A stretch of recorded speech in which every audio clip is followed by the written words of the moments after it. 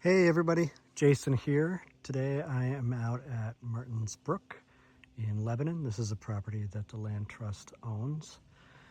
Acquisition of this property was assisted by the City of Lebanon and the Lebanon Conservation Commission, and it is next to the Lebanon Airport.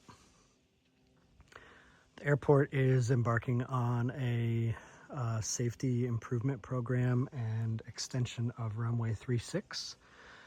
And as a part of that, we worked with the City of Lebanon and the airport to convey what's called an avigation easement to them. That essentially gives them the right to manage trees on a 5-acre part of our property adjacent to the runway to make sure that trees don't grow up into the safe airspace of Lebanon Airport.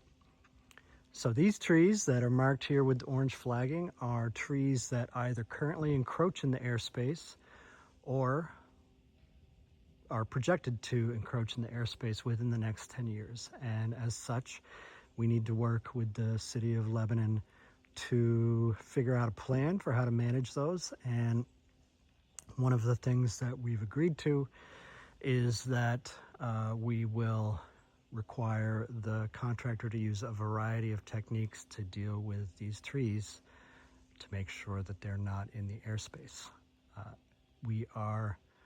Some of the trees will be just felled and left on the ground.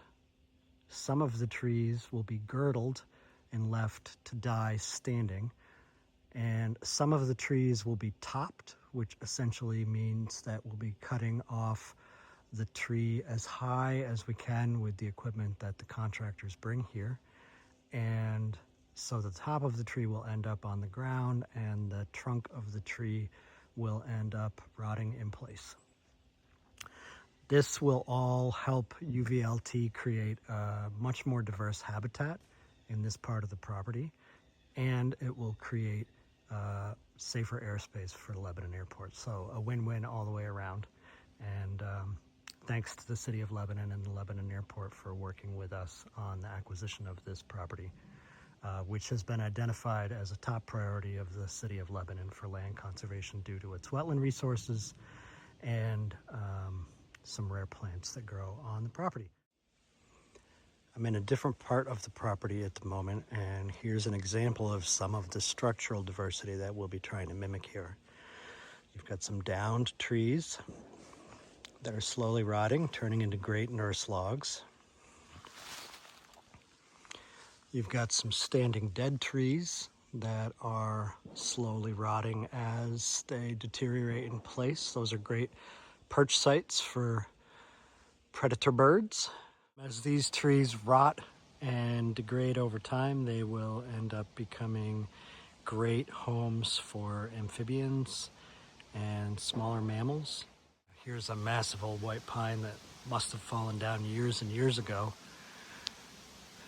And here's the rest of the tree. It's got great little cavities and things in here for smaller animals to hide and den.